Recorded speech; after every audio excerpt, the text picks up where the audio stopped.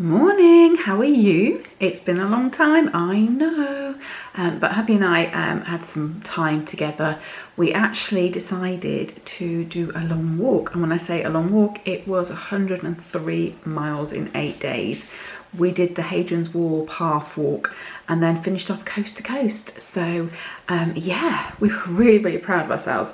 We wanted to do it donkey's years. It's one of those things you want to do but you never actually get around to doing it, and with COVID and not wanting to go abroad and also trying to do a holiday on a budget, this was a perfect opportunity to get out into the outdoors and just do a challenge that we would both really enjoy, and we were blessed with the weather, we really were. So yes, 8 days, and if you've ever done Hadrian's Wall, you will know that there are some big climbs and you are exhausted at the end of every day, and you sleep well and your feet kill you. So I recommend you make sure you have your flip-flops for the end of the day.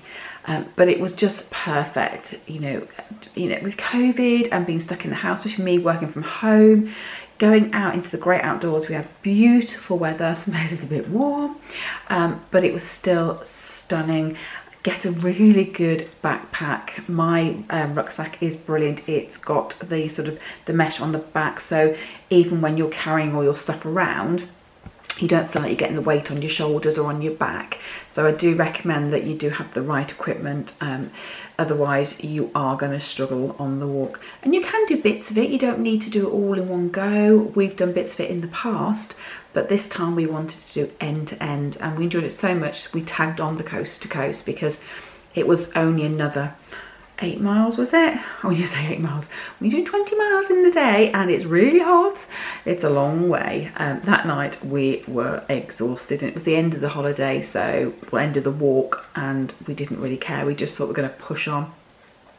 So yeah, and you good walking boots as well. Ours were well worn in, which is what you absolutely need to do. So yeah, so I'm back now. Well, I've been back a couple of weeks. We've just been really busy at home, just catching up on gardening and friends and things like that. So I've not really had a chance to do any food cooking. Well, I've cooked meals obviously, but nothing that's really sort of like I want to share with you or have time really to share with you. So I'm now back in the swing of things.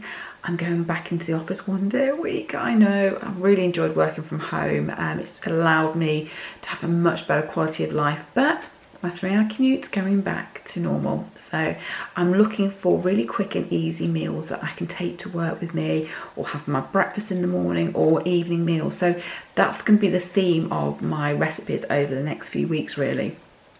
So today is going to be a really quick and simple dish, and it is really simple, but doesn't mean it has to detract from the taste.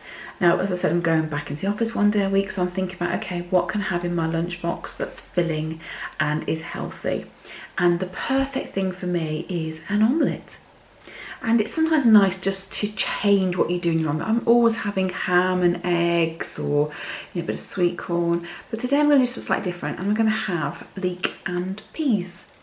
And it's very simple. I mean, I probably don't even need to show you how to make it, but I will, just because I just want to show you how quick and easy you can do this in under 15 minutes. So in the evening, while you're preparing your evening meal, you can make it, and then you can just leave it to cool, ready for your lunchbox the next day.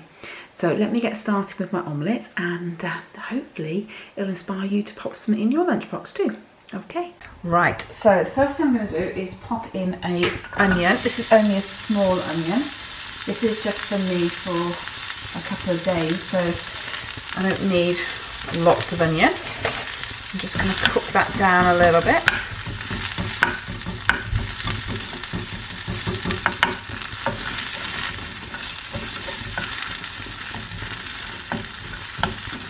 And then while that's cooking down, I'm going to get myself 2 eggs.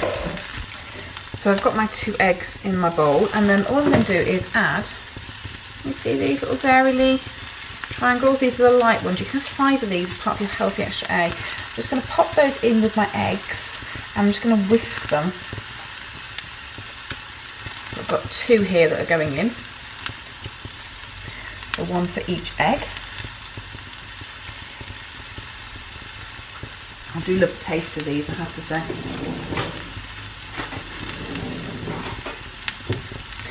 And then all I'm going to do, when it's cooking underneath, can you see? Just give this a whisk. You need to mash it a little bit. You don't need it all combined. You won't get it all combined, if I'm honest. But I just want to mash it up amongst the eggs. So I'll just get on with that.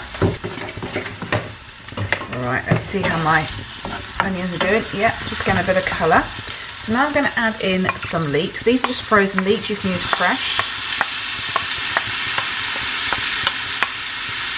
Now how much you put in, it all depends on how big you want your omelette, to be honest with you. This is free food, so you can have whatever size you want, and the bigger the omelette, obviously, the further it goes. Now because this is frozen, it has got a bit of water into it, so I do need to make sure I cook the water off, otherwise you can have a bit of a wet squid of an omelette. I'm just going to cook that down until the liquid evaporates a bit for myself. Alright, so that looks like most of the moisture has disappeared out, and I'm going to add some frozen peas. Again, as much or as little as you want.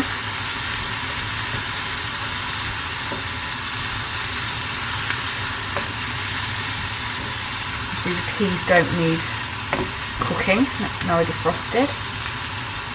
You put these in from frozen. I only took them out a few hours ago just for ease. But if you took them out from frozen, that's fine. Just make sure they're sort of as defrosted as possible before you start putting the egg in.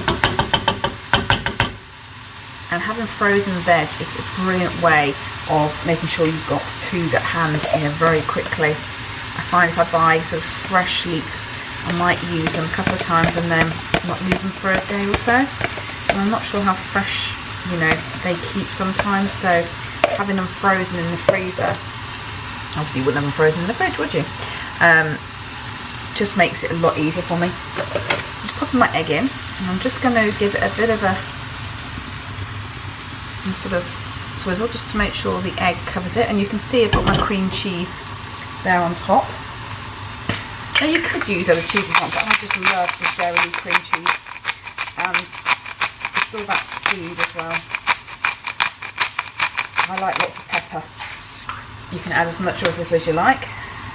So now I'm just going to leave that to cook so that the bottom cooks through. And what should happen is, as it's cooking, you'll see it bubbling on the top, and that sort of tells you then really that it's starting to cook through. So leave that for about 5 minutes just to do its magic. And then what I'm going to do is just flip it over. I'm not going to put it under the grill because again it's all about speed. I don't want to have to put my grill on to warm up because it's electric. If I can do it all in the pan, it just saves time and it's just quick and easy for me. Right, so it's definitely cooking. I can get my spatula underneath it. Now if it's not cooked properly, what happens when you try and flip it, it breaks. So let's see if we can get it all in one go. There you go, slightly broke, that's not too bad. That's really nicely caramelised underneath. Just going to give it a good press down. Now because it's mostly cooked already, just the last bit on the top needs finishing. All I need to do now is turn the heat off, and I'm going to leave my pan to do the rest. And as you can see, I don't need to put that into the grill, that's brown enough. And what will happen is the cheese and the eggs underneath will brown off as well. And so what I'll do is I'll leave that to cool. This is a Burkoff pan, so there's no oil in here. When this is cool, I'll flip it out and I will show you what it looks like. And I've just been tasting a bit of the onions that's sort of on top here, like loose, and they're so nice, they're so caramelised. And it just will be fantastic in my lunchbox. A bit of salad, and it will be so filling. This I would say I would have over 2 days. There's enough here for 2 meals. Could make it 4 if you want a smaller portion, but I do think, yeah, I'm going for 2. Alright, so I'll show it you when it's all cooled down. You can see my cream cheese bubbling up here. There's no heat underneath this at all. So this will all brown off and caramelise while it cools down. I'll see you shortly. Right, so here it is, and let's be honest, it doesn't look really pretty, does it? But can I tell you, it will taste amazing. The bit that's white around here is the cheese, you know, from the Dairy. Well, Laughing Cow even, slices. But all this has caramelised and it is really, really tasty. Now obviously I didn't use any oil in my pan because I used my Burkoff pans. If you use oil, then just make sure it's fry light if you want to keep it free. But that, cut in half with some salad, will be perfect for my lunchbox. So I'm just going to pop that in the fridge now until I need it. It might get gone a bit earlier than my lunchbox needs and I might have to make a second one, but it's fine because it is all free food, and when something like this tastes so delicious, it's really hard to resist. I know. So that's it today. So yeah, very, very quick. I know, very, very simple, but the best things sometimes are. So I hope you enjoyed that. I will be sharing with you some of my other sort of lunchboxy breakfast ideas over the next few weeks, and some of my quick win dinners as well.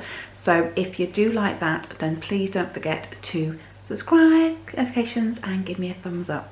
All right, I will speak to you very, very soon. Take care. Bye. Bye.